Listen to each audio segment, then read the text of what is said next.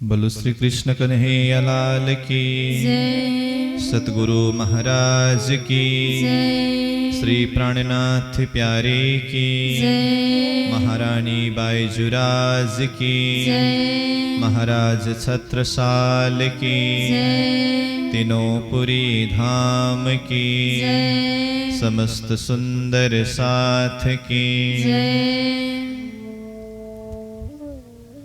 प्रथम लागो दो चरण को धनिये न छुड़ायो छिन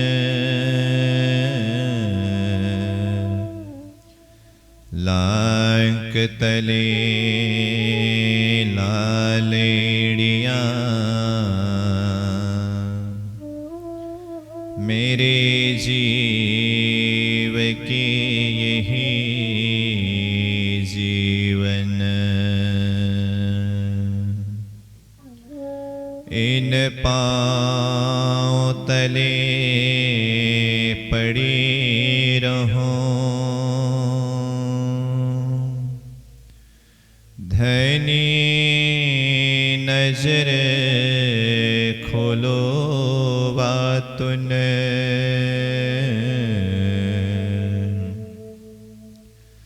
पलन वालों निरखो नेत्रे मेरे जीव के यही जीवन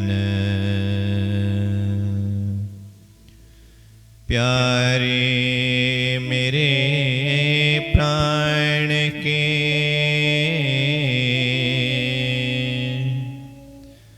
मोहे पल छोड़ो जिन मैं पाई मेहर महबूब की मेरे जीव के यही जीवन मेरे जीव के यही जीवन। बोलो श्री प्राणनाथ प्यारे की जय। ब्रह्म सृष्टि लीजियो हारे सैयाए है अपना जीवन सखी मेरी जो है मूल वतन ब्रह्म सृष्टि लीजियो शास्त्र शब्द मात्र जो वाणी ताको कलश वाणी शब्दातीत ताको भी कलश हो अखंड को तापर ध्वजा धरो तिन थे रहित तापर ध्वजा धरो तिने थे रहित शास्त्र शब्द मात्र जो वाणी। उपस्थित सद्धर्म प्राण धर्म शिरोमणि सज्जन वृंद सुंदर साह जी वाणी चर्चा का प्रसंग में परिक्रमा ग्रंथ का द्वितीय प्रकरण मंगलाचरण का प्रसंग को लेकर के हम द्वितीय चरण के बैठक में उपस्थित है। प्रथम चरण के बैठक में हमने इस मंगलाचरण का भूमिका का प्रसंग परिक्रमा ग्रंथ के प्रारंभ में महामती प्राणनाथ जी ने यह मंगलाचरण का प्रकरण क्यों रखा गया, परिक्रमा ग्रंथ के माध्यम से दिव्य परमधाम अक्षरातीत परमधाम का वर्णन होने जा रहा है। तो उससे पहले मंगलाचरण के माध्यम से ब्रह्म सृष्टि को संबोधन करते हुए उस दिव्य परमधाम का निर्देशन कर रहे हैं। हे ब्रह्म सृष्टियों, हे सैया, हे सखियां, ये परमधाम ही हमारा वास्तविक जीवन है, यही हमारा आत्मा का वास्तविक आधार है। मंगलाचरण का भूमिकात्मक प्रसंग के ऊपर हमने चर्चा किया। और इसका पहला चौपाई के ऊपर कुछ चिंतन किया। आज हम द्वितीय चौपाई शास्त्र शब्द मात्र जो वाणी ताको कलश वाणी शब्दातीत ताको भी कलश हो अखंड को तापर ध्वजा धरो तिन थे रहित। इस चौपाई से आगे का कुछ चौपाइयों के ऊपर चिंतन करने जा रहे हैं। महामती प्राणिनाथ जी कहते हैं शास्त्र शब्द मात्र जो वाणी। प्राणिनाथ जी के धरती में आने से पहले सृष्टि की शुरुआत से ही अज्ञानमय जीव को ब्रह्म तत्व का बोध कराने के लिए, जीव को परमात्मा प्रति एक भाव प्रकट करने के लिए, जीव विकास के लिए ऋषि महर्षि तीर्थंकर पैगंबर अवतारी बहुत सारे शक्ति इस धरती में आकर शास्त्र का ज्ञान के माध्यम से जीव को इस संसार का रूप और ब्रह्म धाम का कुछ सांकेतिक लक्ष्य के माध्यम से अवगत कराया। शास्त्र कहने से हिंदू धर्म ग्रंथ अंतर्गत देखें 4 वेद, 4 उपवेद, 18 पुराण, 108 उपनिषद, इतिहास, ये सारे ग्रंथों को एक शब्द में शास्त्र कहते हैं। उसी तरह से कतीब ग्रंथ, अंजील, जंबूर, तौरेत, कुरान जैसे ग्रंथ हैं। इन सारे ग्रंथों में ऋषि महर्षियों ने, तीर्थंकर पैगंबरों ने अपने अपने समय में बहुत सारी ज्ञान की बातें धर्म शास्त्र के माध्यम से इस संसार में जाहिर किया। षट दर्शन है जिसको 6 शास्त्र कहते हैं। तो ये सारे शास्त्रों के अंदर माया, ब्रह्म विषय, जीव ईश्वर का संबंध विषय, इन सारे विषयों के ऊपर बहुत सारी ज्ञान है। और शास्त्रों के माध्यम से व्यवहारिक पक्ष की बातें और कुछ वैचारिक पक्ष यानी कि आत्मा परमात्मा के विषय की बातों के ऊपर भी चर्चा की गई है। तो महामती प्राणिनाथ जी महाराज कहते हैं धरती में तारतम अवतरण होने से पहले संसार में बहुत सारे शास्त्रों का विस्तार हुआ, परंतु वो शास्त्र में जो ज्ञान है, जो शब्द है, वो किस तरह से चर्चित हुआ अथवा उसका अवस्था कैसी थी। शास्त्र शब्द मात्र जो वाणी। शास्त्र का शब्द एक शब्द के रूप में, वाणी के रूप में, वचन के रूप में सिद्ध था। कई शास्त्रों के शब्द के माध्यम से स्वर्ग तक का लक्ष्य प्रदान किया, कई शास्त्र के शब्दों के माध्यम से वैकुंठ तक का लक्ष्य प्रदान किया, और कई निराकार ब्रह्म धाम तक का लक्ष्य दिया। विशेष करके हम बार बार चर्चा करते हैं वेद में 1 लाख मंत्र है, उसमें से 80,000 मंत्र कर्मकांड संबंधी है, जिस मंत्रों ने स्वर्ग का लक्ष्य दिया है, और 16,000 मंत्र उपासना परक है, जिन मंत्रों के द्वारा वैकुंठ तक का लक्ष्य दिया है, और 4,000 मंत्र जो है ज्ञान परक, जिसने अक्षर ब्रह्म का कुछ संकेत किया है, परंतु तारतम के माध्यम से मंथन करने पर ज्ञान का लक्ष्य अक्षरधाम तक है। बिना तारतम के हिसाब से ज्ञान का लक्ष्य भी निराकार तक ही सीमित है। इस तरह से संसार में जितने भी ज्ञान है, साकार और निराकार ब्रह्म के विषय में यहां तक की बात ही चर्चा करते रहे। महामती प्राणिनाथ जी कहते हैं शास्त्रों के सारे शब्द जितने भी हैं वो एक शब्द के रूप में, एक वचन के रूप में, एक वाणी के रूप में सीमित रहा, और उन शास्त्रों में परमात्मा के विषय में संकेत तो जरूर किया, परंतु शास्त्र की गूढ़ रहस्य को समझने वाली जागृत बुद्धि का विवेक न होने के कारण उस शास्त्र की गूढ़ रहस्य को समझ नहीं सका, इसलिए ऐसे रहस्यमय गूढ़ शब्द सिर्फ शब्द में ही सीमित रहा। संपूर्ण शास्त्रों में से सार रूप में क्या आया? तो प्राणिनाथ जी कहते हैं, शास्त्र शब्द मात्र जो वाणी, ताको कलश वाणी शब्दातीत। संपूर्ण धर्म शास्त्र में कलश का रूप, कलश मतलब सबका सार। कलश कहने से सबसे उच्च स्थान में स्थित होता है कलश। हम मंदिर का निर्माण जब करते हैं ना, मंदिर के सबसे उच्च भाग में गुम्मट का स्थान है और गुम्मट से भी ऊपर कलश का स्थान है। वो कलश एक शोभा का प्रतीक है, उच्चता का प्रतीक है, विशालता का प्रतीक है, वो सार तत्व है।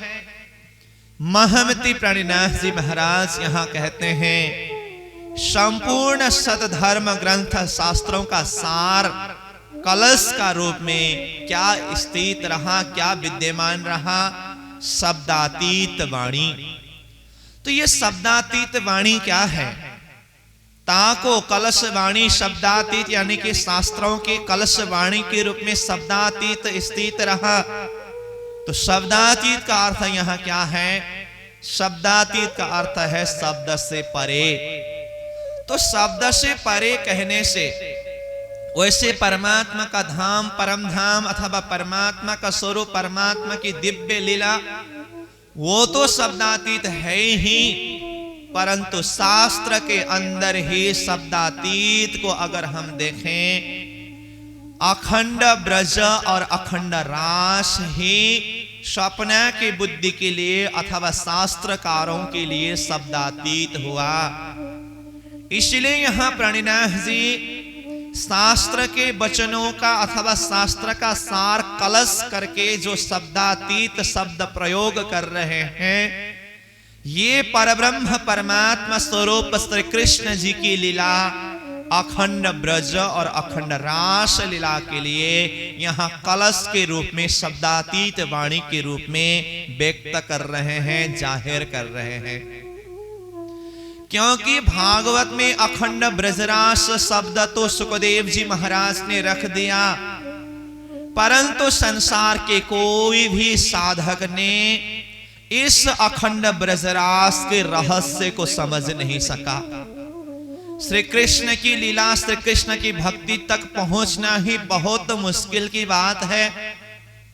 संसार में भक्ति का 3 दर्जा अगर देखें, वैसे तो भक्ति एक ही प्रकार की है, परंतु भक्ति की विशेषता, भक्ति के प्रकार से देखें तो भक्ति को 3 रूप से परिभाषित किया गया है। भक्ति रेका त्रिधा प्रोक्ता, सगुणा निर्गुणा परा।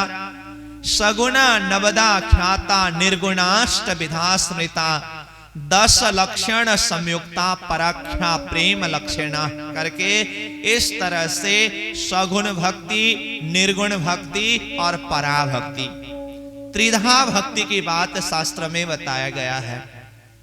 तो सगुण भक्ति का अर्थ क्या है? सगुण भक्ति का अर्थ है साकार ब्रह्म उपासक, साकार ब्रह्म का उपासना करना, जिसे सगुण भक्ति कहते हैं। और सगुण भक्ति को ही नवदा भक्ति भी कहते हैं। ये नवदा भक्ति क्या है? नवदा भक्ति श्रवणम कीर्तनम विष्णु स्मरणम पाद सेवनम अर्चनम वंदनम दास्य सख्यात्म निवेदनम, ये नवदा भक्ति है। चाहे सगुण भक्ति कहे, चाहे साकार ब्रह्म उपासक कहे, चाहे नवदा भक्ति कहे, नाम भिन्न भिन्न है, भक्ति एक ही है। जो साकार ब्रह्म का उपासना करते हैं, जिसका लक्ष्य है स्वर्ग अथवा वैकुंठ, वैकुंठ तक का लक्ष्य देने वाली ये सगुण भक्ति है। ज्यादातः साधक सगुण भक्ति उपासना के माध्यम से स्वर्ग अथवा वैकुंठ तक की मुक्ति को ही परम गति समझ करके उसी में मदमस्त है। सगुण भक्ति यानी कि नवदा भक्ति के माध्यम से वैकुंठ धाम में 4 प्रकार की मुक्ति की बातें शास्त्र में वर्णन किया गया है।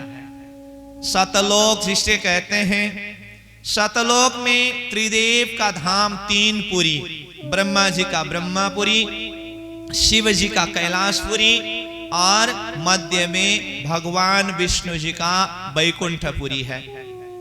त्रिदेव का उपासना करने वाले जो भक्त है, साधक हैं, अपनी अपनी साधना के बल पर और अपनी अपनी इष्ट के धाम में सालोक्य, सामीप्य, सारूप्य और सायुज्य जैसे 4 प्रकार की मुक्ति को प्राप्त कर सकते हैं। नवदा भक्ति सहित ताप की विशेषता से सालोक्य मुक्ति को प्राप्त कर सकते हैं। सालोक्य मतलब उसी लोक में जो ताप की विशेषता से, और फिर भक्ति की विशेषता से सामीप्य मुक्ति को प्राप्त कर सकते हैं। सामीप्य मतलब भगवान के समीप में, नजदीक में, पास में पहुंच जाना। फिर ध्यान के माध्यम से सारूप्य मुक्ति बताया है। ध्यान के द्वारा भक्त सारूप्य मतलब भगवान का जैसा ही रूप को धारण कर सकते हैं।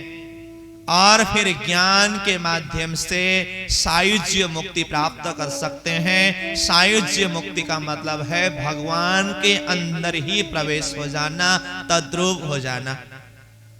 इस तरह से सगुण भक्ति के अंदर 4 प्रकार की मुक्ति की बातें बताई गई है। ज्यादातर साधक इसी सगुण ब्रह्म उपासना नवदा भक्ति में ही मदमस्त है। यहां से आगे बढ़कर के ज्ञान मार्गी जो निर्गुण भक्ति को मानने वाले अथवा निराकार ब्रह्म को मानने वाले, जिस निर्गुण भक्ति को अष्टांग भक्ति भी कहते हैं, क्योंकि निर्गुण ब्रह्म की उपासना में निर्गुण भक्ति का 8 अंग बताए गए हैं। यम, नेम, आसन, प्राणायाम, प्रत्याहार, धारणा, ध्यान, समाधि, इस तरह से 8 प्रकार के अंग निर्गुण भक्ति में बताया गया है। जो विशेष करके ज्ञान मार्गी ब्रह्म को निर्गुण निराकार रूप से मानते हैं। इस तरह से ज्यादातः सगुण ब्रह्म उपासक और निर्गुण ब्रह्म उपासक साधक ही संसार के बीच में पाए जाते हैं, जिन्हें साकार ब्रह्म और निराकार ब्रह्म कहते हैं।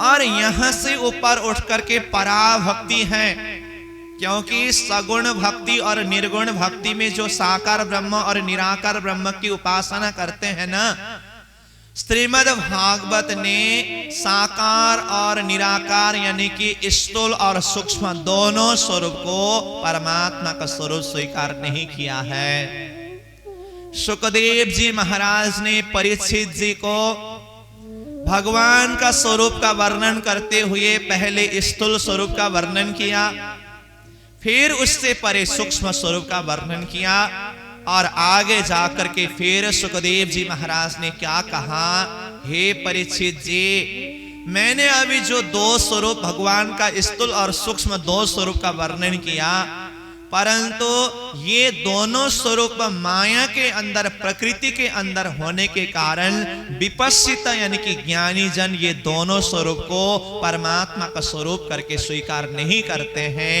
इस चीज को सुखदेव जी महाराज ने भागवत में स्पष्ट रूप से उल्लेख किया है। भागवत में सुखदेव जी महाराज कहते हैं, एतत् भगवतो रूपम स्थूलम ते व्याहृतम मया मय्यादि विश्वावरणे रष्टभिर बहिरावृतम। 14 लोक ब्रह्मांड सहित अष्टावरण ने आवृत किया हुआ, यानी कि 14 लोक और अष्टावरण यह भगवान का स्थूल स्वरूप है। और ये स्थूल स्वरूप का वर्णन करके फिर आगे कहा, अतः परम सूक्ष्मतमं अव्यक्तम निर्विशेषणम अनादि मध्य निधनम नित्यम वांग मनसा परम। अतः परम यानी कि इससे भी परे, यानी कि स्थूल स्वरूप से परे सूक्ष्मतमम, सूक्ष्म स्वरूप है, अव्यक्त है, निर्विशेष है, मन वचन से परे है। इस तरह से वह सूक्ष्म स्वरूप का वर्णन किया।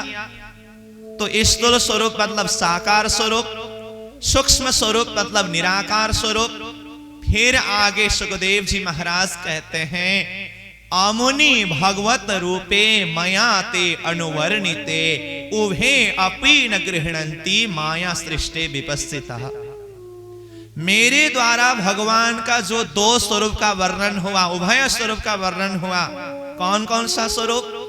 स्थूल स्वरूप और सूक्ष्म स्वरूप, दो स्वरूप का वर्णन हुआ।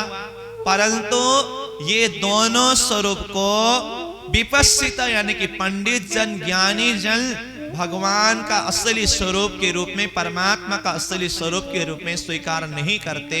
क्यों? क्योंकि माया सृष्टि, ये मायाजन्य प्रकृति के अंदर उत्पत्ति हुए हैं। इसीलिए विपस्सित पंडित ज्ञानी जन उभे अपि न गृह्णन्ति, ये दोनों स्वरूप को परमात्मा का स्वरूप करके स्वीकार नहीं करते।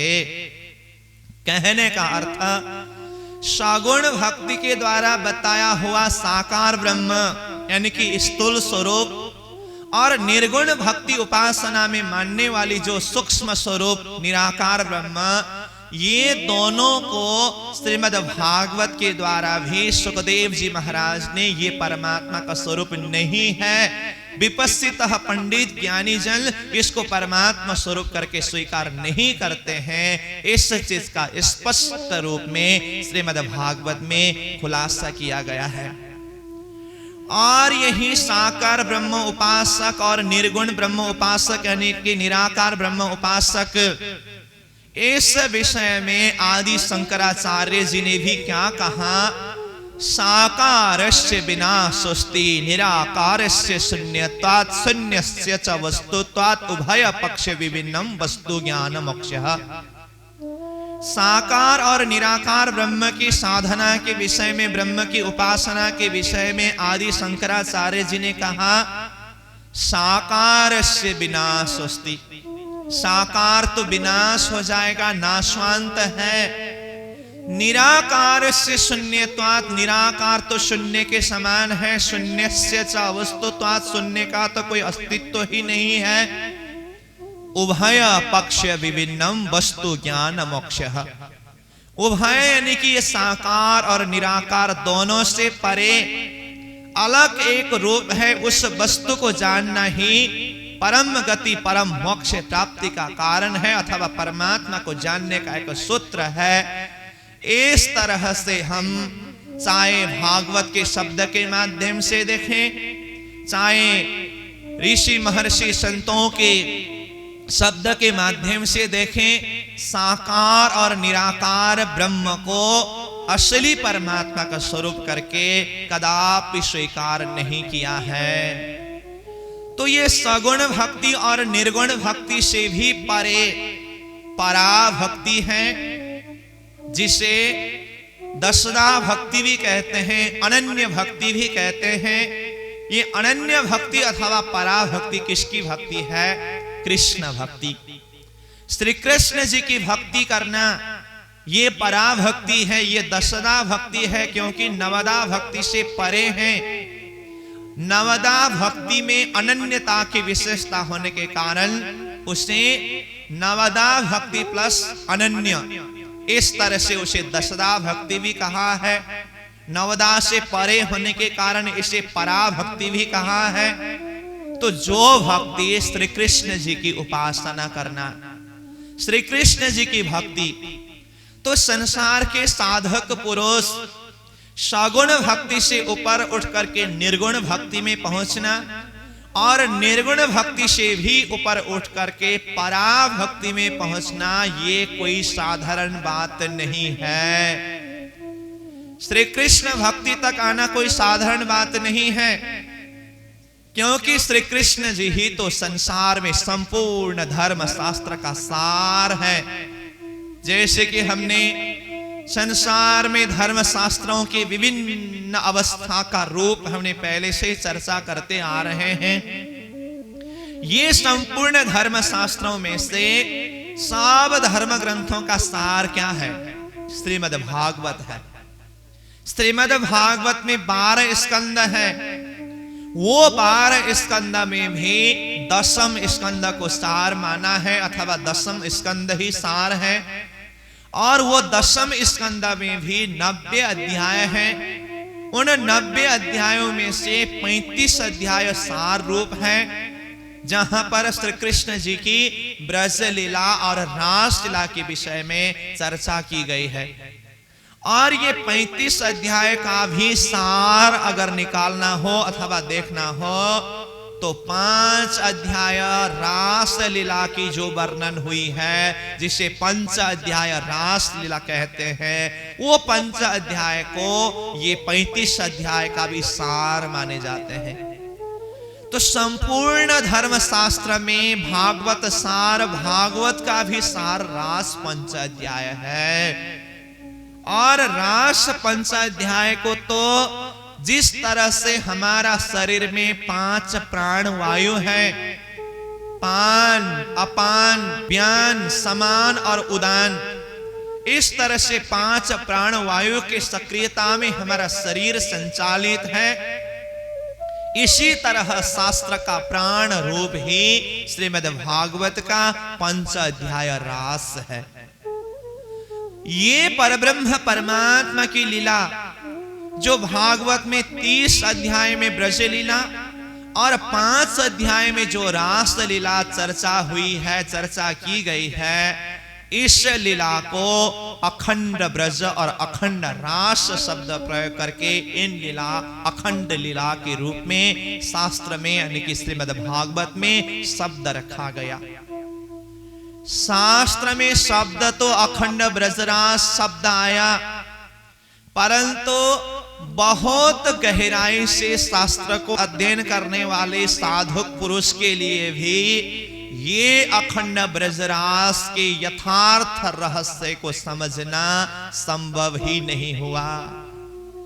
बहुतों ने प्रयास किया, यह अखंड ब्रजरास कहां है, कैसे है, इस लीला की रहस्य क्या है, इस चीज को समझने के लिए बहुतों ने प्रयास किया, परंतु संभव ही नहीं हुआ। क्योंकि भागवत में तो अखंड ब्रजरास आया है और स्वप्निक बुद्धि सिर्फ इतना ही जानता है, परमात्मा की लीला अथवा ब्रजरास लीला तो यह संसार में, यह धरती में ही हुई है। बिना तारतम्य की विवेक वाले साधक पुरुष ब्रज और रास लीला कहां पर हुई अथवा कहां है, इस विषय में चर्चा करते समय सिर्फ इतना ही कहते हैं, यही धरती के गोकुल मंडल में जो लीला हुई है ब्रज लीला, और यहाँ वृंदावन में जो रास लीला हुई है, इस लीला को ही जान सकते हैं, समझ सकते हैं, इस विषय को ही चर्चा करते हैं। परंतु शास्त्र में 4 प्रकार की प्रलय की बात है। नित्य प्रलय, नैमित्तिक प्रलय, प्राकृतिक प्रलय और अत्यंतिक महाप्रलय करके 4 प्रकार की प्रलय की बात है। उस 4 प्रकार की प्रलय काल में तो यहां संसार 14 लोक ब्रह्मांड के सारे यावत पदार्थ, पाताल से लेकर के पंचमी 4 समष्टि तक 4 ब्रह्मांड जो हद का भूमि है, ये सारा का सारा नाश होने वाला है, मिटने वाला है। उस समय में न गोकुल बचेगा, न वृंदावन बचेगा। तो उस समय में अखंड ब्रजरास का वास्तविक अर्थ क्या होगा अथवा वास्तविक अर्थ क्या है, इस तरह से चिंतन करने पर, इस तरह से जिज्ञासा प्रकट करने पर इस अखंड ब्रजरास के रहस्य को कोई भी खुलासा करके नहीं समझा सकते हैं। इसीलिए संसार की बुद्धि के लिए, स्वप्निक बुद्धि के लिए, बिना तारतम्य की बुद्धि के लिए भागवत में लिखी हुई अखंड ब्रजरास शब्द ही शब्दातीत हुआ, मतलब वहां तक ही शब्द नहीं पहुंच सका, उस विषय का भी खुलासा नहीं हो सका। तो ये शब्दातीत, शब्द से परे जो अखंड ब्रजरास लीला है, ये ही शास्त्र के लिए क्या हुआ, सार रूप में अथवा कलश रूप में स्थापित हुआ। शास्त्र का कलश अखंड ब्रजरास है, क्योंकि जैसे कि हमने पहले ही कहा, संपूर्ण शास्त्र का निचोड़ भागवत, भागवत का भी निचोड़ 10वें स्कंद में 35 अध्याय, जहां ब्रज और रास लीला की चर्चा की है, यही शास्त्र का सार है, यही परमात्मा की लीला का सार है।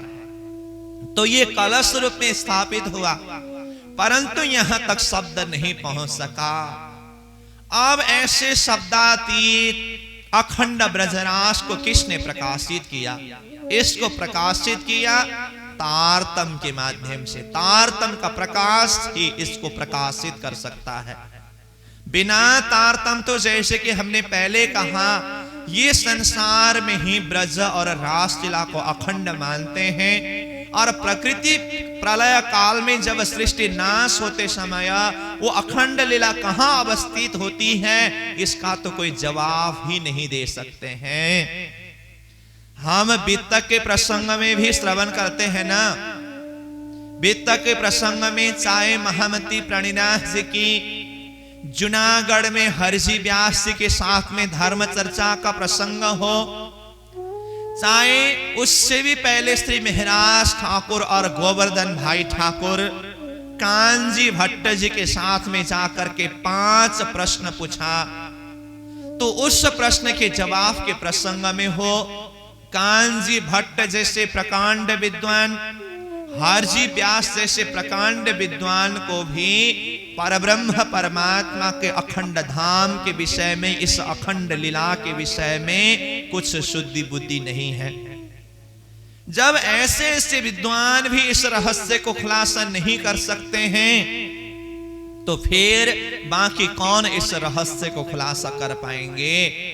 परंतु तारतम के माध्यम से जो शब्दातीत के रूप में अवस्थित जो अखंड ब्रजरास शास्त्र का शब्द था, इसके रहस्य को खुलासा किया। अब तारतम इस रहस्य को किस तरह से खुलासा करता है?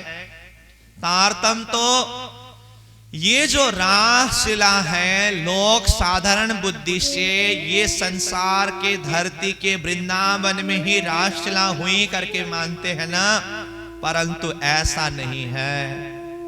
रासलीला जो है ये धरती में मृतलोक के अंदर हुई ही नहीं है। रासलीला वास्तव में कहां पर हुई? 11 वर्ष 52 दिन ब्रजलीला पूरी होने के पश्चात 52 दिन की संध्या के समय में जब श्री कृष्ण जी ने बंशी नाद की, बंशी नाद प्रारंभ हुई यही धरती के वृंदावन से, परंतु बंशी के नाद में अपने अपने नाम सुनकर के सखियां दौड़ चली।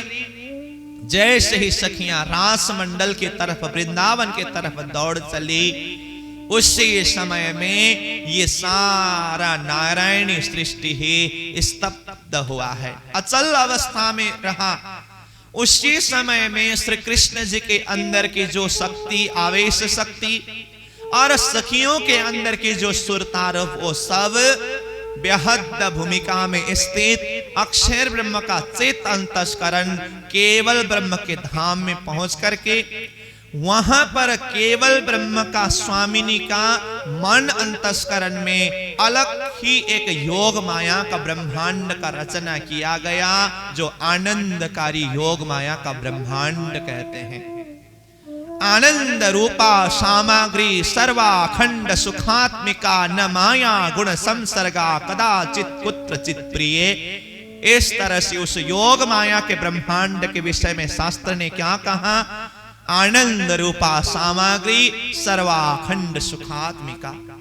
रास मंडल में रास के लिए जितनी भी सामग्री, वस्तु, पदार्थ वहां पर रचा गया है, वो सारे के सारे आनंद रूप है। सर्वाखंड सुखात्मिका, सब तरफ सुख ही सुख, आनंद ही आनंद ओत प्रोत है। और आगे कहा न माया गुण संसर्ग।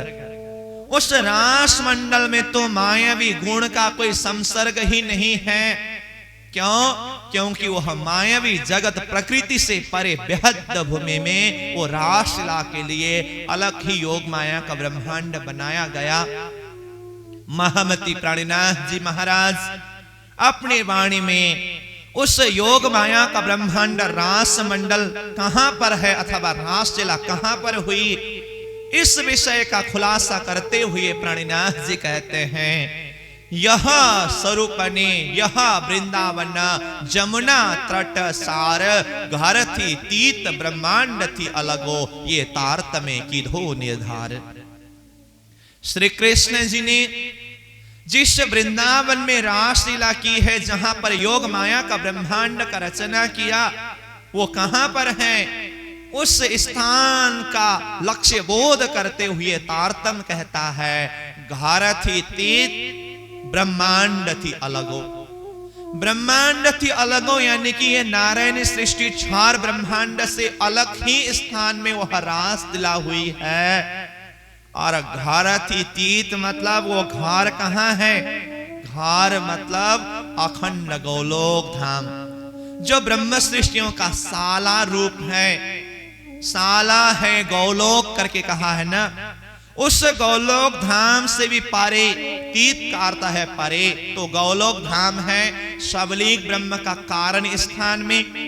तो सबलीक ब्रह्म का धाम से भी परे यानी कि केवल धाम में योग माया का ब्रह्मांड का रचना करके वहां पर रास लीला हुई है। इस तरह से तारतम्य ने रास मंडल बेहद भूमिका में निश्चित करके बताया है। प्राणिनाथ जी कहते हैं, ये तारतम्य की धो निर्धार ये तारतम्य ने निश्चय किया है, क्योंकि बिना तारतम्य का विवेक तो वहां तक पहुंच ही नहीं सकता है। इसीलिए तो संसार की बुद्धि के लिए यह अखंड कलश रास लीला और अखंड ब्रज लीला ही शब्दातीत हुआ, वहां तक शब्द ही नहीं पहुंच सका, इस विषय में खुलासा कर ही नहीं सका।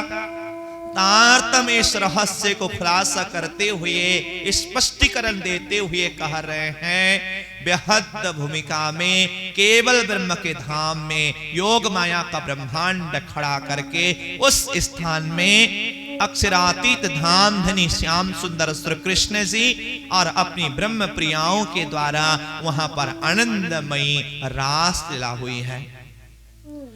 रास लीला को अखंड कहा गया है। तो ये अखंड लीला कब हुई, कहां हुई, किसने किया, कौन सी लीला को अखंड लीला कहा गया है, जहां तक संसार का शब्द नहीं पहुंच सका। तो इस विषय को भी महमति प्राणिनाथ जी ने खुलासा किया है। रास लीला चलते चलते जब बीच में श्री कृष्ण जी अंतर्धान हो गए, श्री कृष्ण जी अंतर्धान होने का भी कारण प्राणिनाथ जी ने खुलासा किया है। ये सृष्टि उत्पत्ति होने का कारण क्या है? अब खेल उपज के कहूं कारण, ये दो इच्छा भई उत्पन्न, बिना कारण कार्य नहीं होए, सो कहूं या के कारण दोए। महमति प्राणिनाथ जी खेल उत्पत्ति के कारण के विषय में चर्चा करते हुए कहते हैं, ये सृष्टि उत्पत्ति की 2 कारण हैं। क्या क्या कारण है? परमधाम की ब्रह्म आत्माओं को अक्षर ब्रह्म के द्वारा रचित बाल लीला जगन नाटक को दिखाना है, और अक्षर ब्रह्म को दिव्य परमधाम के अंदर की जो ब्रह्म आत्माओं की गुह्यात गुह्य लीला रहस्य का अनुभव कराना है, दर्शन कराना है। ये 2 कारण से सृष्टि की रचना हुई। सृष्टि के अंदर जब ब्रह्म आत्माएं खेल में उतरे, 11 वर्ष 52 दिन तक जो ब्रज लीला हुई, ब्रज लीला के माध्यम से सखियों को ही अवगत कराया गया कि अक्षर ब्रह्म की बाल लीला कैसी होती है। फिर उसके बाद रास लीला हुई। रास लीला के माध्यम से अक्षर ब्रह्म को ये बोध करा रहे हैं कि परमधाम के अंदर ब्रह्मात्माओं की गुह्य लीला क्या होती है। एक तरफ अक्षर ब्रह्म को परमधाम के अंदर की गुह्य लीला रहस्य समझाना है, दूसरी तरफ सखियों को अक्षर ब्रह्म का असत जड़ दुखमय खेल दिखा करके विरह का अनुभव करा करके परमधाम का इशक समझाना है। रास में जब आनंद वृद्धि होता गया, सखियों को दुख सुख का कोई ख्याल ही नहीं रहा। और अक्षर ब्रह्म भी रास की उस आनंदमय लीला के रस में देखने में ऐसे डूब गए, उनको भी कुछ शुद्धि बुद्धि नहीं रही। मूल स्वरूप अक्षरातीत धाम धने विचार किया, ऐसी आनंद में भूली हुई सखियों को विरह का भी कुछ अनुभव कराना है, और अक्षर ब्रह्म को भी ये लीला परमधाम की लीला है, इस चीज की शुद्धि दिलानी है।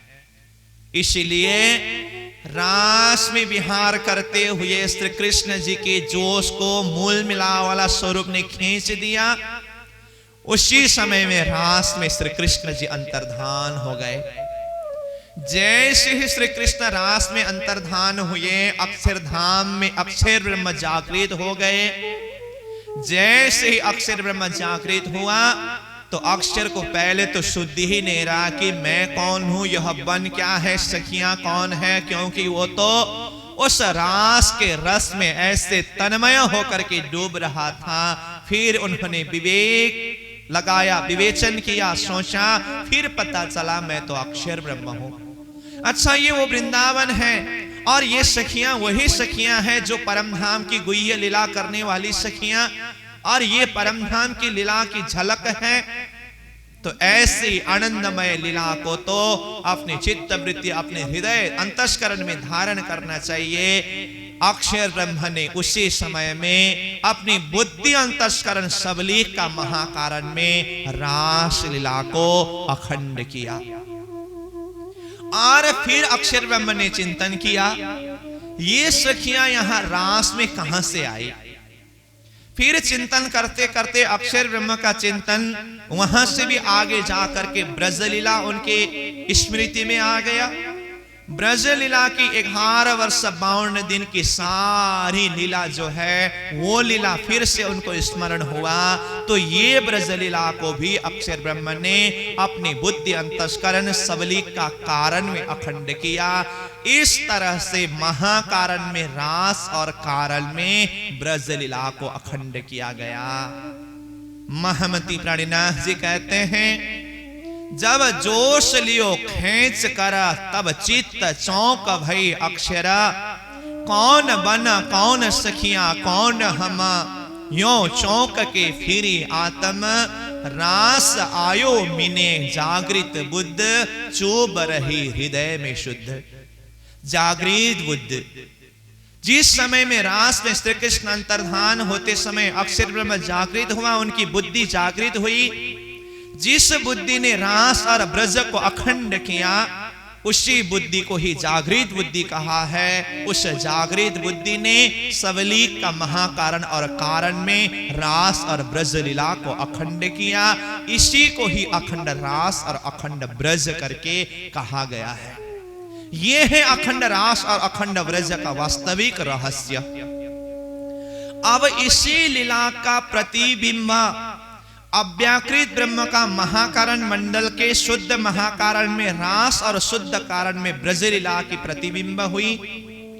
और इसी लीला को अव्याकृत ब्रह्म के स्थूल में स्थित वेद ऋचा सखियों ने उस प्रतिबिंब रास लीला को दर्शन किया। इन सखियों ने भी उस रास के रस में डूबने की इच्छा श्री कृष्ण से व्यक्त किया, अर्जी की। श्री कृष्ण जी ने इन वेद सखियों के लिए अलग ही ब्रह्मांड में रास अनुभव कराने का वचन दिया।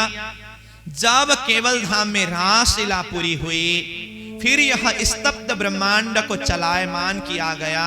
तो यहां धरती में पुनः अव्याकृत में स्थित 36,000 वेद ऋचा सखियों को ला करके यहां धरती में गौलोकीय श्री कृष्ण के साथ में जो रास लीला कराया गया, इसको व्यवहारिकी रास लीला करके कहते हैं। इस तरह से रास के त्रिविध रहस्य है, रास में भी त्रिधा भेद है। तो इस रहस्य को, इस लीला के भेद को कौन समझ सकते हैं? इस लीला के रहस्य को तो ब्रह्म सृष्टि ही समझ सकते हैं। इसीलिए कहा है, नास्यम ज्ञानम ब्रह्म सृष्टिम बिना कस्यपि जायते, अक्षर ब्रह्म हृदय वास्तविक विद्धि शंकरे, नित्यम वृंदावने याच सास्मृता प्रतिभासिकी ब्रज भूम्याम च या लीला सा प्रोक्ता व्यवहारिकी। इस तरह से बताया गया है। कहने का अर्थ, नाश्यम ज्ञानम ब्रह्म सृष्टिम बिना कस्तेपि जायते। अश्यम ज्ञानम, इस ज्ञान को ब्रह्म सृष्टिम बिना, ब्रह्म सृष्टि के बिना अश्यम ना जायते, कोई भी जान नहीं सकते हैं। इस रास के रहस्य को, ब्रज लीला के रहस्य को, इस अखंड लीला के रहस्य को ब्रह्म सृष्टि के अलावा बाकी कोई भी समझ नहीं सकते हैं, जान नहीं सकते हैं। और यह लीला के रहस्य क्या है? कहते हैं, अक्षर ब्रह्म हृदय वास्तविक विद्धि शंकरे। अक्षर ब्रह्म का हृदय यानी कि सबलीक ब्रह्म का महाकारण में जो रास लीला है और कारण में जो ब्रज लीला है, ये वास्तविक लीला है। और नित्यम वृंदावने याचा सास्मृता प्रतिभासी की, नित्यम वृंदावन में जो लीला है वो प्रतिभासी की लीला है, जो अव्याकृत का महाकारण मंडल में स्थित है। फिर आगे कहते हैं, ब्रज भूम्याम च या लीला सा प्रोक्ता व्यवहारिकी। यहां ब्रजमंडल में, यहां धरती में जो लीला हुई गौल के श्री कृष्ण के साथ में, बेत्रिजा सखियों ने ये ब्रज भूमि में जो लीला की, उस लीला को व्यवहारिक की लीला करके कहा। इस तरह से रास लीला में भी वास्तविक लीला, सबलीक में प्रतिभासी की लीला, अव्याकृत के महाकारण मंडल में, और व्यवहारिक की लीला ये ब्रजभूमि यानी कि मृतलोक के अंदर। इस तरह से ब्रह्म सृष्टि ही इस रहस्य को समझ सकते हैं, अथवा तारतम्य ही इस रहस्य को खुलासा कर सकते हैं। इसीलिए इस रहस्य को बिना तारतम्य सपना के बुद्धि के माध्यम से एक शब्द भी खुलासा नहीं कर सका।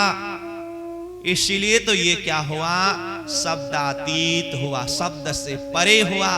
तारतम्य के माध्यम से ये सारा विश्व ब्रह्मांड, 14 लोक ब्रह्मांडों को भी प्रकाशित करते हुए, निराकार निरंजन ब्रह्म के धाम को भी प्रकाशित करते हुए, इस स्वप्निक जगत को भी आगे पार करके तारतम्य बेहद भूमिका में स्थित, अव्याकृत ब्रह्म से भी परे सबलीक ब्रह्म के धाम में कारण और महाकारण में स्थित अखंड ब्रज और अखंड रास लीला को भी प्रकाशित किया।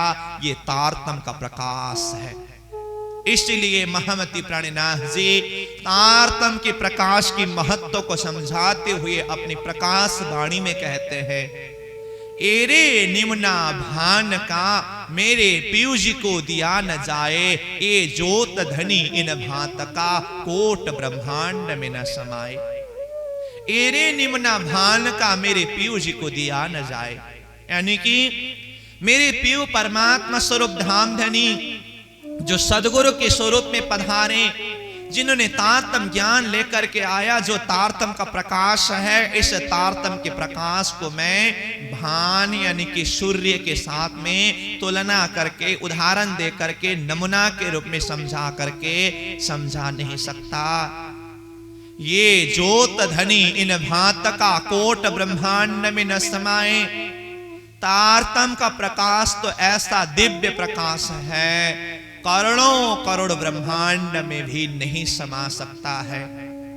जब ब्रह्मांड में नहीं समाया तो तारतम्य का प्रकाश ने क्या किया, ये ज्योत पकड़ी ना रहे, चली इंडा फोड़ शून्य निराकार, सदा शिव महाविष्णु निरंजन, सब प्रकृति को कियो निर्वार। जब ये संसार सृष्टि के अंदर, 14 लोक ब्रह्मांड के अंदर ये तारतम्य का प्रकाश नहीं समाया, ये ज्योति ने, तारतम्य के प्रकाश ने ब्रह्मांड को फाड़ करके आगे बढ़ चला, सदा शिव महाविष्णु निरंजन को भी प्रकाशित करते हुए तारतम्य का प्रकाश बेहद भूमि के अंदर प्रवेश किया। और बेहद में जाकर के क्या किया, शब्दातीत हुती जो ब्रह्मांड जाए तिन में करी रोशन। बोलो श्री प्राणनाथ प्यारे की। शब्दातीत होती जो ब्रह्मांड जाए दिन में करी रोशन। देखिए तो यहां पर भी प्राणीनाथ जी ने चौपाई में कहा, शास्त्र शब्द मात्र जो वाणी ताको कलश वाणी शब्दातीत करके वो कलश के रूप में धर्म शास्त्र का निचोड़ सार रूप में जो अखंड ब्रजरास है उसको यहां मंगलाचरण के चौपाई में भी प्राणीनाथ जी ने शब्दातीत वाणी करके कहा। फिर तारतम के प्रकाश की महिमा को दर्शाते हुए उस चौपाई में भी प्राणीनाथ जी कहते हैं, शब्दातीत होती जो ब्रह्मांड जाए तिन में करी रोशन। ब्रह्मांड के लिए जो शब्दातीत था, ब्रह्मांड का शब्द, सृष्टि का शब्द, शास्त्र का शब्द, ऋषि महर्षियों का शब्द जहां तक नहीं पहुंच सका था, उस स्थान में जा करके उस चीज का, उस तत्व का तारतम्य ने प्रकाशित किया। तो वो क्या है? वही है जिस विषय में हम चर्चा कर रहे हैं, अखंड ब्रजरास। ये अखंड ब्रजरास तक संसार का शास्त्र का शब्द नहीं पहुंच पा रहा था, संसार के साधकों का शब्द नहीं पहुंच पा रहा था, परंतु तारतम्य ने क्या किया? शब्दातीत होती जो ब्रह्मांड जाए तिन में करी रोशन। वहां जाकर के उस अखंड लीला के रहस्य को भी तारतम्य ने प्रकाशित करके जगत के सारी आत्माओं को समझाया। तो यहां प्राणीनाथ जी इसी रहस्य को समझाते हुए कहते हैं, ताको कलश वाणी शब्दातीत। ब्रह्मांड में शब्दातीत के रूप में अवस्थित अखंड ब्रजरास ही शास्त्र का कलश था। उस लीला के रहस्य को महमती प्राणीनाथ जी ने तारतम्य के माध्यम से खुलासा किया, समझाया। परंतु प्राणीनाथ जी कहते हैं, तारतम्य ने इस अखंड ब्रजरास रूपी कलश को ही अथवा शब्दातीत वाणी रूपी कलश को ही प्रकाशित नहीं किया, इससे भी आगे बढ़कर के क्या किया? जिस प्रसंग के चौपाई के ऊपर हम चर्चा कर रहे हैं, वो चौपाई के आगे का भाव को हम देखें तो कहते हैं, शब्दातीत होती जो ब्रह्मांड जाए तिन में करी रोशन। अक्षर प्रकाश करके जाए पहुंचे धाम के वर्ण। अखंड ब्रजरास लीला को प्रकाशित करके फिर उसके बाद अक्षर ब्रह्म को भी प्रकाशित किया। जिसने अखंड ब्रजरास को ही जान नहीं सका, वो अक्षर को भला कैसे जान पाते, कैसे जान सकते? परंतु तारतम्य ने अक्षर ब्रह्म को भी प्रकाशित किया।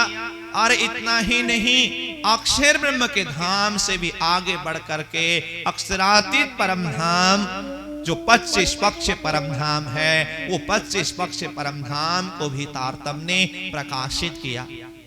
इसलिए महमती प्राणीनाथ जी यहां कहते हैं, शास्त्र शब्द मात्र जो वाणी ताको कलश वाणी शब्दातीत। शास्त्रों के सार कलश के रूप में जो शब्दातीत अखंड ब्रजरास लीला स्थित थी, तारतम्य ने उसको प्रकाशित किया।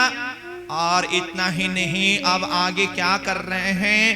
ताको भी कलश हुओ अखंड को, तापर ध्वजा धरो तिन थे रहित।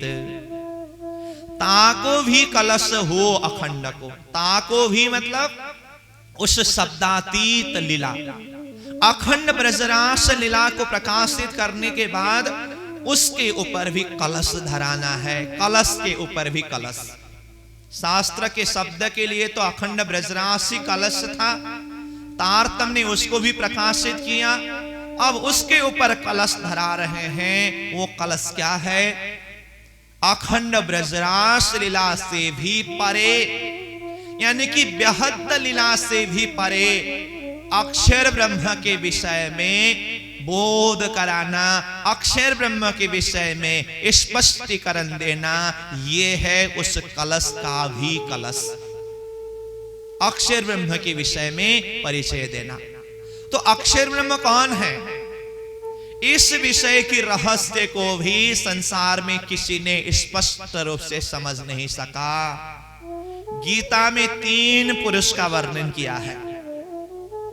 द्वाविमो पुरुषो लोके क्षर साक्षर एव च क्षर सर्वाणि भूतानि कुटस्थाक्षर उच्यते उत्तम पुरुषस्त्वन्य परमात्मेत्युदाहृतः। इस तरह से गीता के 15वीं अध्याय पुरुषोत्तम योग में 3 पुरुष का वर्णन किया, क्षार, अक्षर और उत्तम पुरुष।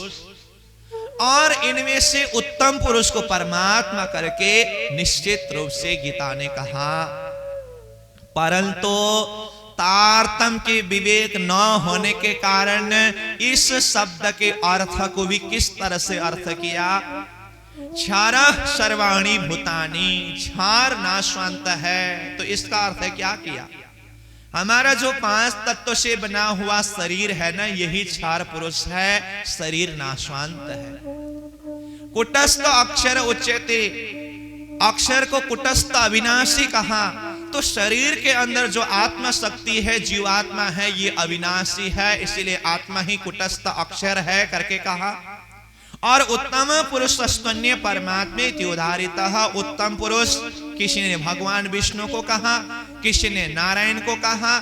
इस तरह से शास्त्र के गूढ़ रहस्य को ही समझ न पाने के कारण गलत अर्थ में शब्द का अर्थ लगा रहा है। यही तो भ्रम है, यही तो नासमझ है, यही तो अज्ञानता है। यही 3 पुरुष की स्पष्टीकरण देते हुए तारतम्य अब किस तरह से प्रकाशित करता है।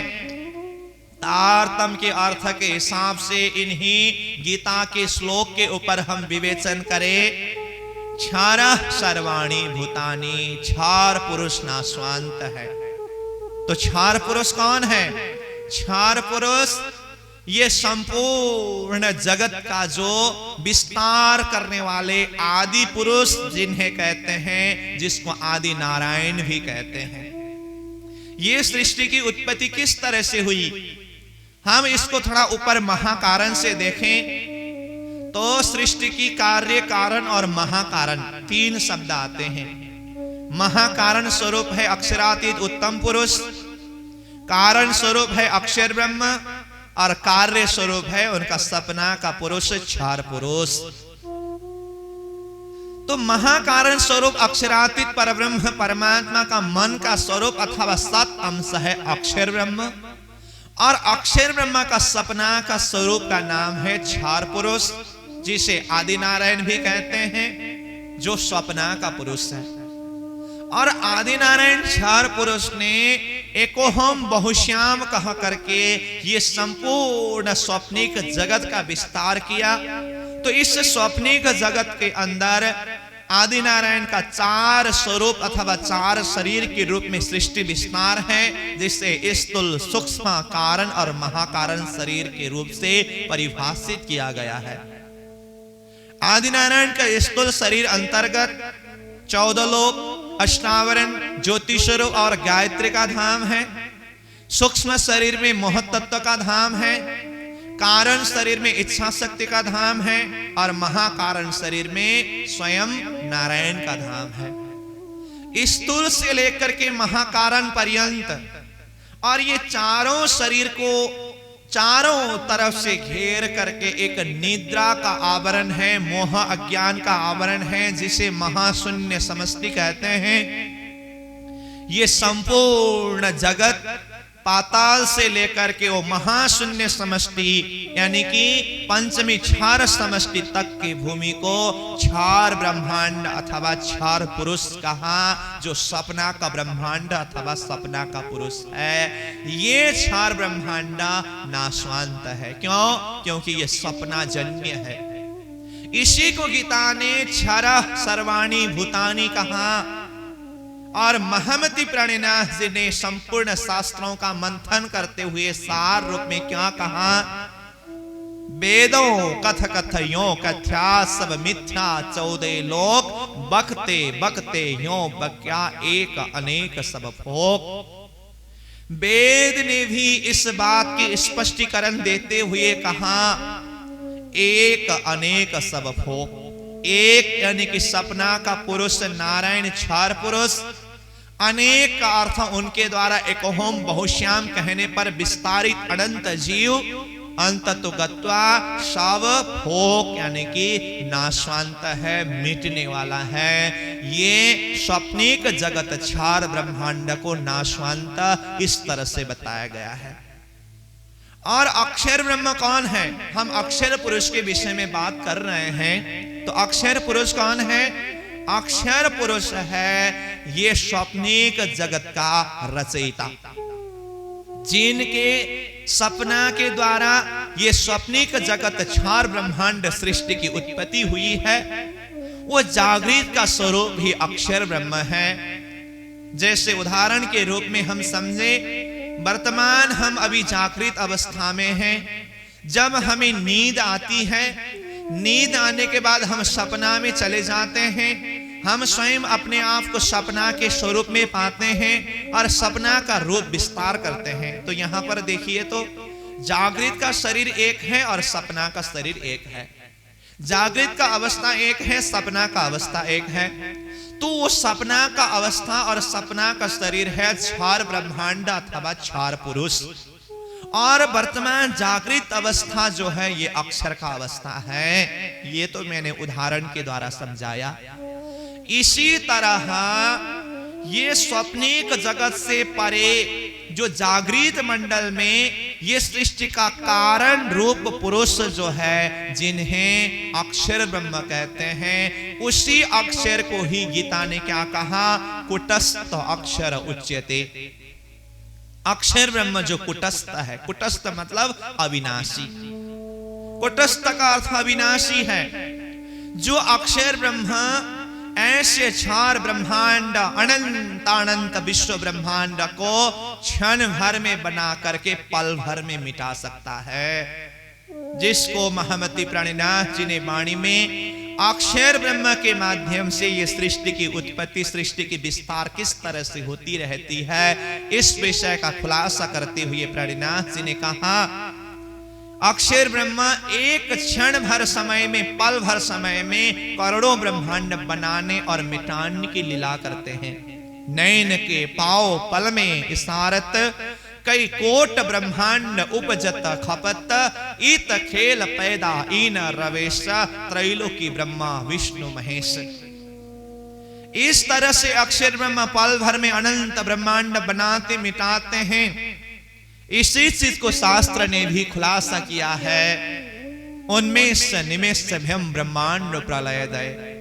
आंख के एक पल भर के समय में अनंत ब्रह्मांड बनाने और मिटाने की लीला अक्षर ब्रह्म के द्वारा होती है।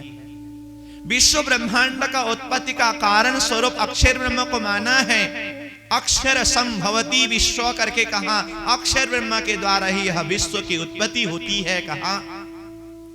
अक्षर के अंदर की वृत्ति रूप शक्ति को भी हम थोड़ा सा चिंतन करके देखें। अक्षर ब्रह्म के अंदर चार विभूति स्वरूप है, जिन्हें चार पाद स्वरूप कहते हैं।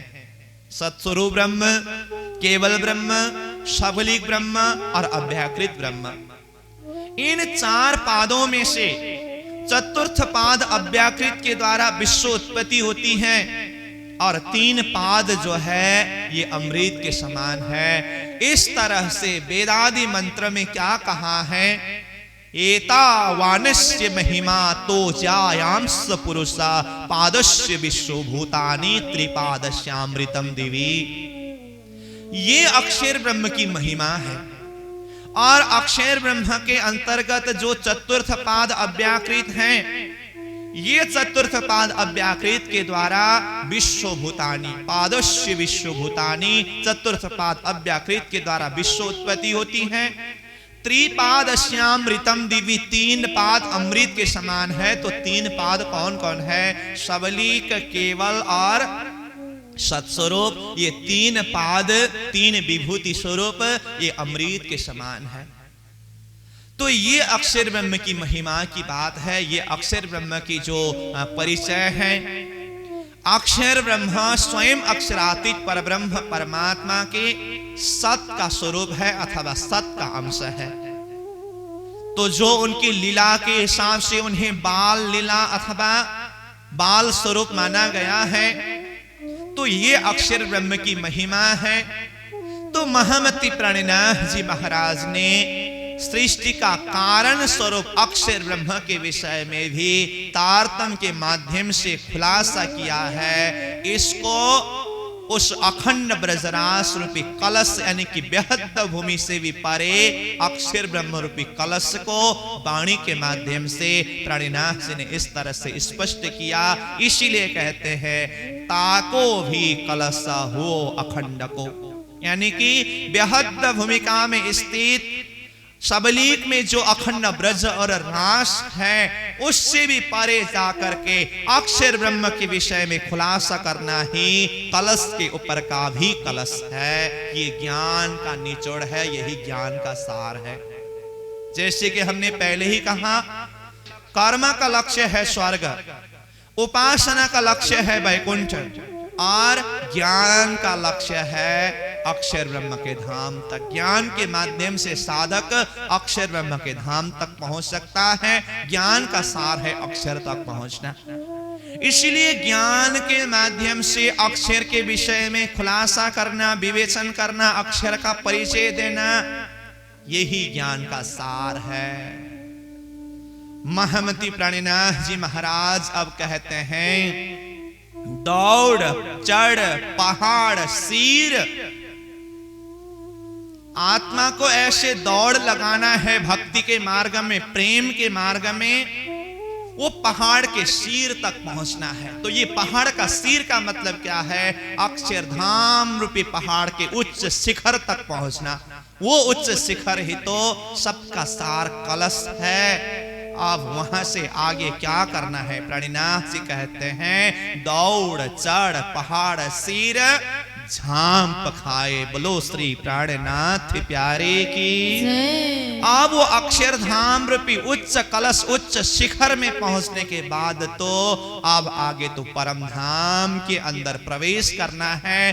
परम धाम में प्रवेश करने के लिए तो क्या करना होगा? प्राणनाथ जी ने कहा झांप खाए। अब तो झांप लगाना होगा, क्योंकि अब अक्षर ब्रह्म के धाम रूपी पहाड़ तक, वो शिखर तक, वो कलश तक ज्ञान ने लक्ष्य तय करने के बाद परम धाम के अंदर प्रवेश करने के लिए तो विज्ञान के माध्यम से संभव है। विज्ञान यानी कि प्रेम, प्रेम का लक्ष्य है परम धाम।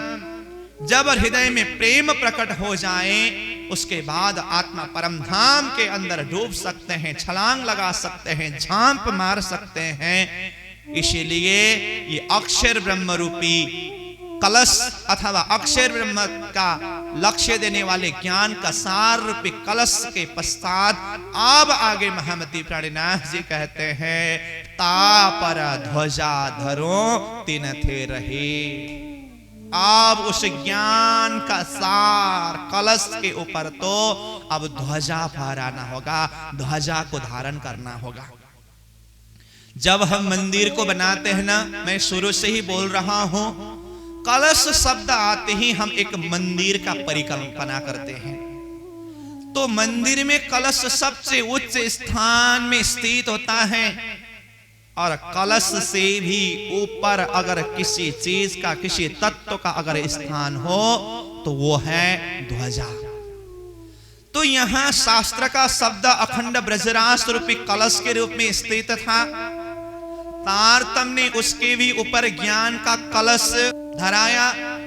अब उसके ऊपर ध्वजा फहराने की बात कर रहे हैं। तापर ध्वजा धरो तिने थे रहे। तो ज्ञान रूपी कलश से ऊपर का ध्वजा क्या है? वो ध्वजा है प्रेम रूपी ध्वजा।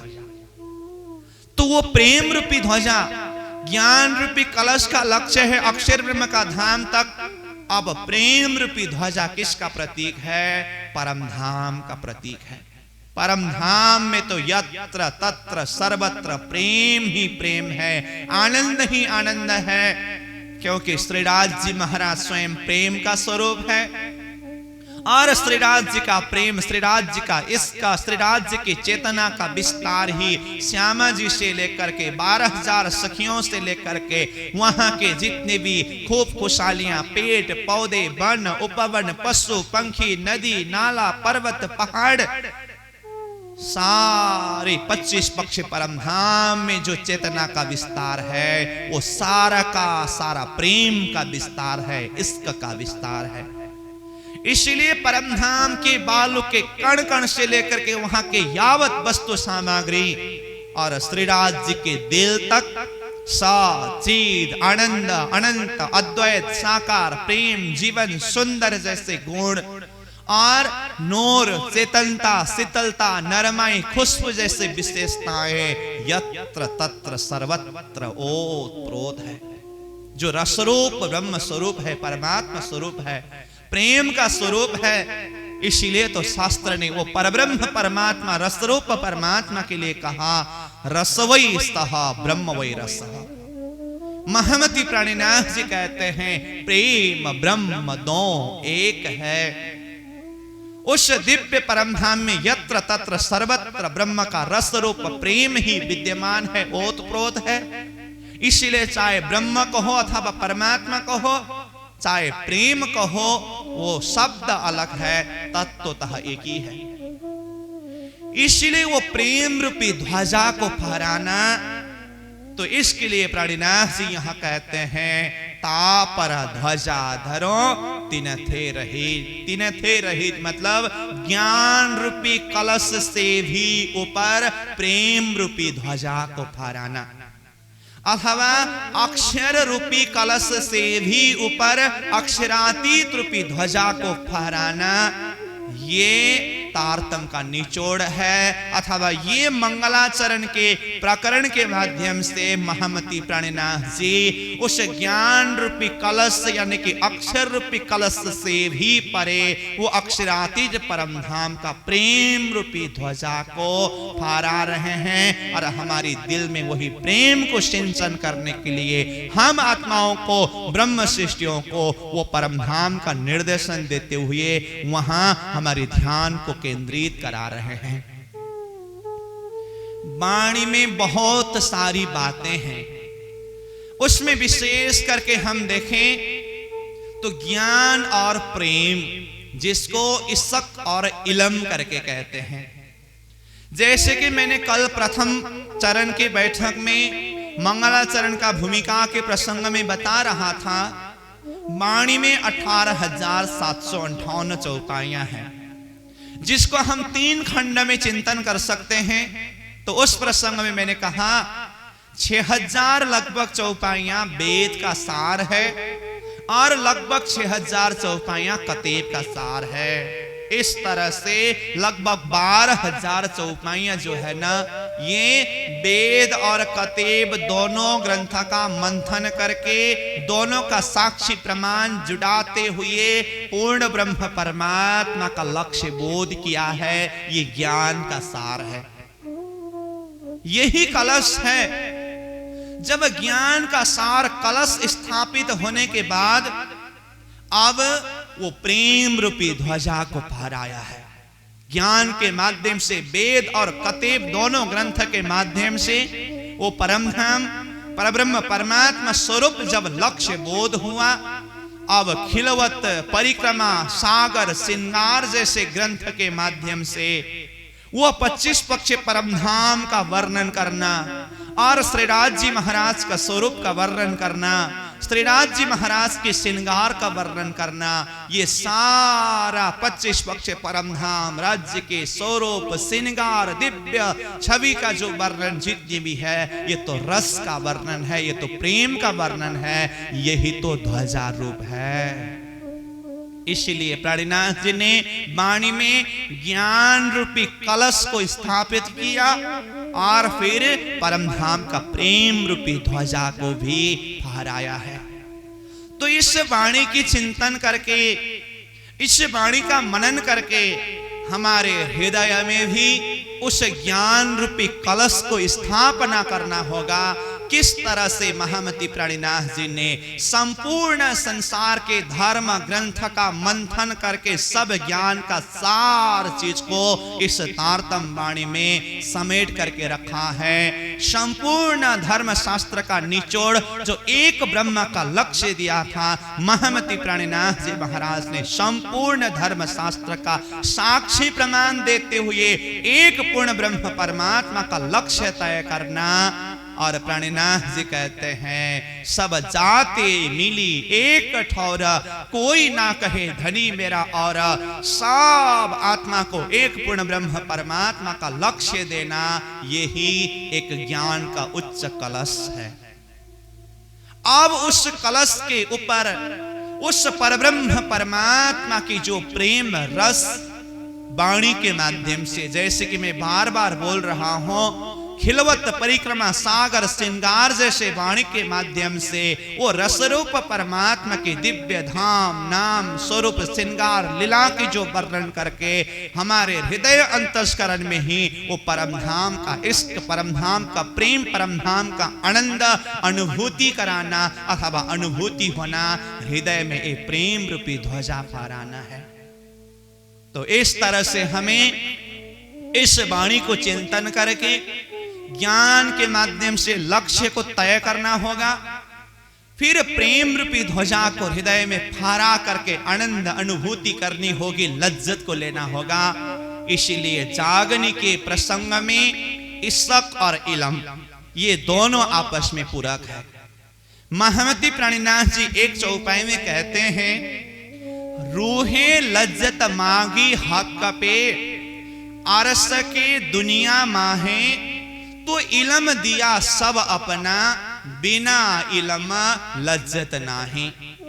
ये चौपाई में प्राणीनाथ जी ने इशक और इलम का महत्व अथवा इशक और इलम का आपसी संबंध और लज्जत का जो एक अवस्था इस चौपाई के माध्यम से खुलासा किया है। प्राणीनाथ जी कहते हैं, रूहे लज्जत मांगी हक पे, आरस के दुनिया माहे।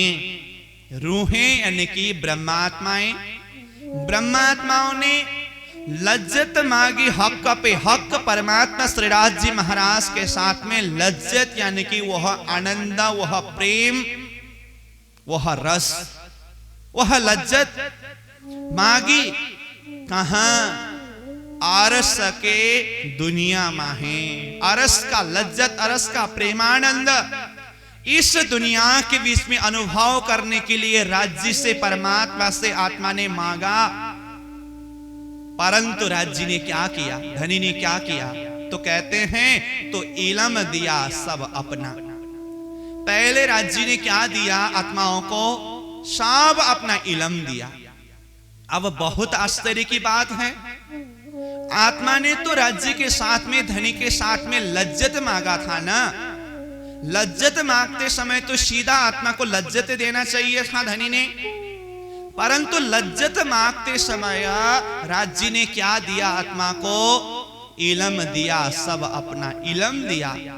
तो लज्जत मांगते समय इलम देने का अर्थ क्या है? तो आगे इस विषय में भी खुलासा करते हुए कहा, क्यों इलम दिया? क्योंकि बिना इलम लज्जत नहीं। इलम के बिना लज्जत अनुभव नहीं कर सकते हैं, इसलिए तो पहले इलम दिया। इसलिए इलम के माध्यम से हृदय मजबूत होना होगा, हृदय चौकस होना होगा। उसके बाद फिर लज्जत, वो मस्ती, वो प्रेमानंद अनुभूति कर सकते हैं।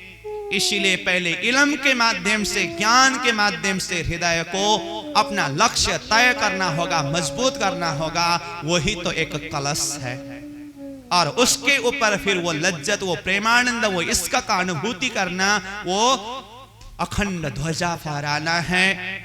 दूसरे चौपाई में भी प्राणीनाथ जी कहते हैं, बेशक इलम सीख के ऐसी खेल को पीठ दे, देखो कौन आवे दौड़ अरस में, आगो इशक मेरा ले।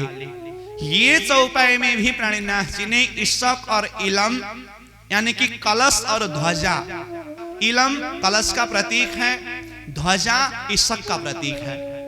तो यहां ईशक और इलम दोनों का आपसी संबंध प्राणिनाथ जी ने बताया। कहते हैं बेशक इलम सीख के ऐसी खेल को पीठ दे। खेल को पीठ दिए बिना परम धाम में दौड़ नहीं लगा सकते। और खेल को पीठ देने के लिए पहले क्या करना होगा? बेशक इलम को सीखना होगा। बेशक इलम मतलब जिस इलम में, जिस ज्ञान में कोई शंका नहीं है, कोई संदेह नहीं है, तारतम ज्ञान को ही बेशक इलम करके कहा। खिलवत वाणी में एक प्रकरण ही बेशक इलम का प्रकरण करके कहा है। तो बेशक इलम निशंक संशय रहित ज्ञान को सीख करके जब ज्ञान के द्वारा हृदय मजबूत हो जाता है ना, परमधाम में लक्ष्य तय हो जाता है ना, संसार अपने आप छूट जाता है। बेशक इलम सीख के ऐसे खेल को पीठ दे। बेशक इलम सीखने का परिणाम क्या होना चाहिए? खेल को पीठ देने का हिम्मत होना चाहिए। श्री महामती कहे पीछा ना देखिए, ना किसी की परवाह, एक धाम हृदय में लेके उड़ाए दीजिए अरवाह। ऐसी स्थिति में पहुंचनी चाहिए बेशक इलम के माध्यम से। तो बेशक इलम सीख के ऐसे खेल को पीठ दे। देखो कौन आवे दौड़ अरस में। देखता हूं मेरे परम धाम में कौन सबसे पहले आएंगे दौड़ते हुए। परंतु अंतिम चरण में कहा दौड़ते समय खाली हाथ नहीं होना होगा। आगो ईशक मेरा ले। सबसे आगे सबसे पहले कौन पहुंचेंगे? ईशक मेरा ले, यानी कि मेरे प्रेम को हृदय में धारण करके कौन आ सकते हैं? तो देखिए, तो पहले तो ज्ञान के द्वारा हृदय में लक्ष्य तय होना होगा। वो ज्ञान रूपी कलश को हृदय में धारण करना होगा। उसके बाद अपने आप खेल को पीठ देना होगा। उसके बाद फिर हृदय में प्रेम को धारण करके, प्रेम को लेकर के धनी के पास मिलने के लिए जाना होगा। इसीलिए हमारे हृदय में ज्ञान रूपी कलश भी उतरना चाहिए और प्रेम रूपी ध्वजा को भी स्थापित करना चाहिए। तब जाकर के हम राज्य के पास में पहुंच सकते हैं, राज्य के साथ में मिलने के लिए लायक बन सकते हैं। महामती प्राणिनाथ जी इस तरह से हमें हृदय में ही ज्ञान का कलश धारण कराकर हृदय में ही वह परमधाम का प्रेम रूपी ध्वजा को फहराने के लिए ये वाणी के माध्यम से परमधाम का रस बरसात कर रहे हैं। वो परमधाम का लक्ष्य देते हुए हृदय में प्रेम प्रकट कराने के लिए युक्ति रच रहे हैं। तो इस तरह से महामती प्राणिनाथ जी महाराज मंगलाचरण की द्वितीय नंबर चौपाई में शास्त्र के शब्द जो शब्द के रूप में सीमित था, शास्त्र के शब्दों के कलश के रूप में शब्दातीत यानी कि अखंड ब्रजरास स्थित था। तो तारतम ने अखंड ब्रजरास को भी किस तरह से प्रकाशित किया, फिर उसके ऊपर अक्षर ब्रह्म का भी प्रकाशित करके ज्ञान का निचोड़ सार को पकड़ा करके फिर परमधाम रूपी प्रेम रूपी ध्वजा को किस तरह से धारण कर रहे हैं। तापर ध्वजा धरो तिनते रहित, वो प्रेम रूपी ध्वजा को परिक्रमा ग्रंथ के द्वारा अब स्थापित करने जा रहे हैं। तो परिक्रमा सागर श्रृंगार ग्रंथ के माध्यम से वो परमधाम का प्रेम रूपी ध्वजा को फहराएंगे और हमारे दिल में ही उसका अनुभूति कराएंगे। तो इस तरह से महामती प्राणिनाथ जी की वाणी की एक एक शब्द शब्द के अंदर बहुत गहरी रहस्य है, बहुत भाव भरी शब्द है। तो प्यारे सुंदर सास जी, आज का प्रसंग में हमने मंगलाचरण के दूसरी चौपाई, एक चौपाई के ऊपर कुछ चिंतन किया। आज के प्रसंग को हम यहीं पर विश्राम देंगे, फिर तीसरे चौपाई से आगे का प्रसंग कल चर्चा करेंगे। इन्हीं शब्दों के साथ आज के बड़ी चर्चा के प्रसंग को चौपाई दोहराते हुए यहीं पर विश्राम देंगे। बोलो श्री सद्गुरु महाराज की, श्री प्राणनाथ प्यारे की।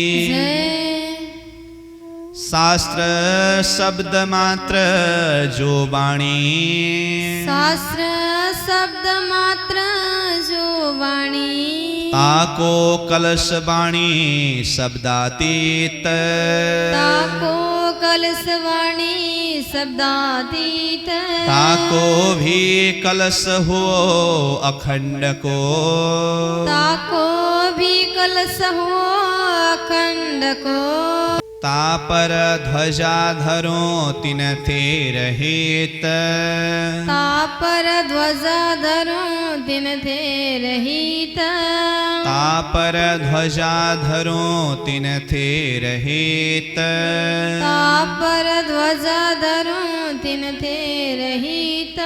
बोलो श्री सतगुरु महाराज की, जय, श्री प्राणनाथ प्यारे की जय।